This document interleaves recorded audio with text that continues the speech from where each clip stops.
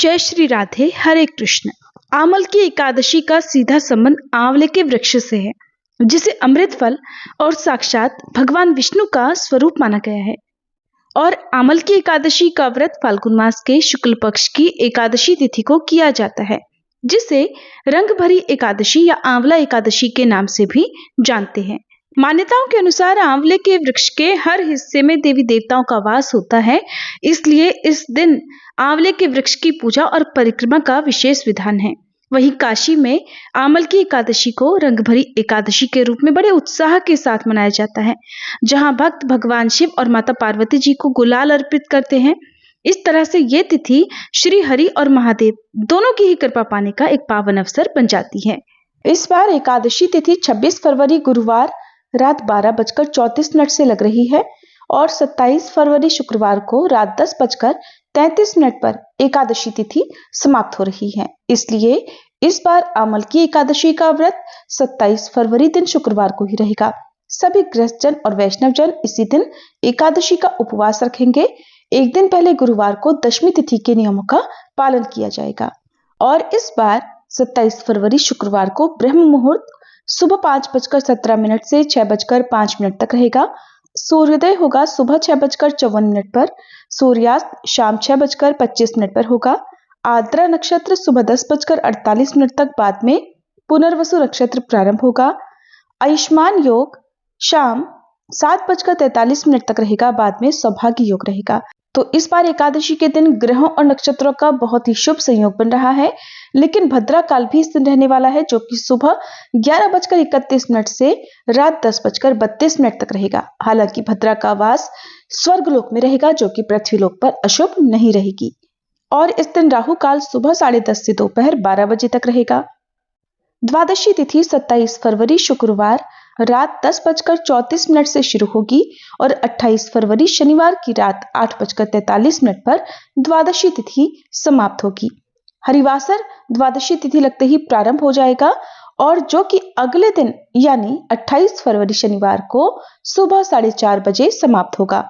इस बार की द्वादशी जो 28 फरवरी शनिवार को पड़ रही है, महाद्वादशी है। नरसिंह द्वादशी इस दिन है और इस दिन भगवान विष्णु के नरसिंह अवतार की पूजा का विधान है। ब्रह्म मुहूर्त सुबह 5:16 से 6:04 रहेगा। सूर्योदय होगा सुबह 6:53 पर, सूर्यास्त होगा शाम 6:25 पर। प्रातःकाल पूजा मुहूर्त सुबह 5:33 से 6:47 रहेगा।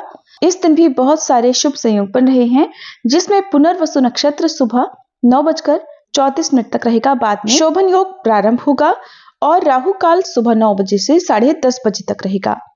महाद्वादशी के दिन भी उपवास रखा जाता है और बिल्कुल एकादशी की तरह नियमों का पालन किया जाता है। जो भक्त इस बार नरसिंह द्वादशी का भी व्रत रखना चाहते हो, उन्हें एकादशी व्रत का पारण केवल फल या दूध और दूध से बनी वस्तुओं को ग्रहण करके ही करना चाहिए। रंग भरी एकादशी यानी आमल की एकादशी व्रत खोलने का शुभ मुहूर्त 28 फरवरी शनिवार को सुबह 6:54 से 9:06 तक रहेगा। पौराणिक मान्यताओं के अनुसार फाल्गुन मास के शुक्ल पक्ष की एकादशी तिथि पर भगवान विष्णु के मुख से एक बिंदु पृथ्वी पर गिरा था, जिससे आंवले का वृक्ष उत्पन्न हुआ। इसी कारण इसे आमल की एकादशी कहते हैं। इस दिन आंवले के वृक्ष की पूजा करने से और भगवान को आंवले का भोग लगाने से भगवान विष्णु बहुत जल्दी प्रसन्न होते हैं और अपने भक्तों को आशीर्वाद देते हैं। एकादशी के दिन सुबह स्नान करके व्रत का संकल्प लेकर फिर पीले रंग के वस्त्र धारण करके घर में गंगा जल का छिड़काव करें। पूजा की सभी सामग्रियों को एकत्रित करके सभी पर गंगा जल का छिड़काव करके शुद्धि करें। एक चौकी पर भगवान विष्णु की प्रतिमा या तस्वीर स्थापित करें। भगवान विष्णु को पीले पुष्प, तुलसी और चंदन अर्पित करें। धूप दीप जलाकर आमल की एकादशी व्रत की कथा पढ़ें या सुने। फिर भगवान की आरती उतारें। पूजा पाठ में हुई गलती के लिए क्षमा याचना करें। आंवले के वृक्ष की पूजा करें। तुलसी जी की पूजा करें। तुलसी जी के पौधे में एकादशी के दिन जल अर्पित नहीं किया जाता है, लेकिन आंवले के वृक्ष में इस दिन कच्चा दूध और जल मिलाकर आप अर्पित करें और आंवले के वृक्ष में कच्चा सूत या कलावा 3, 5 या 7 बार लपेटें और परिक्रमा करें। अगले दिन द्वादशी तिथि पर व्रत का पारण करें। इस विधि विधान से पूजा करने से भगवान विष्णु प्रसन्न हो जाते हैं। मान्यता है कि जो व्यक्ति सच्चे मन से आमल की एकादशी का व्रत करता है उसे भगवान विष्णु की कृपा सहज ही प्राप्त हो जाती है। उसके जीवन में धन, सुख, समृद्धि और सौभाग्य बढ़ता है। भूल कर भी इस दिन तामसिक चीजों का सेवन या स्पर्श ना करें और दान में एकादशी के दिन चावल का दान देने से बचना चाहिए। ये थी आज की वीडियो। जानकारी कैसी लगी वीडियो को लाइक करके जरूर बताइएगा।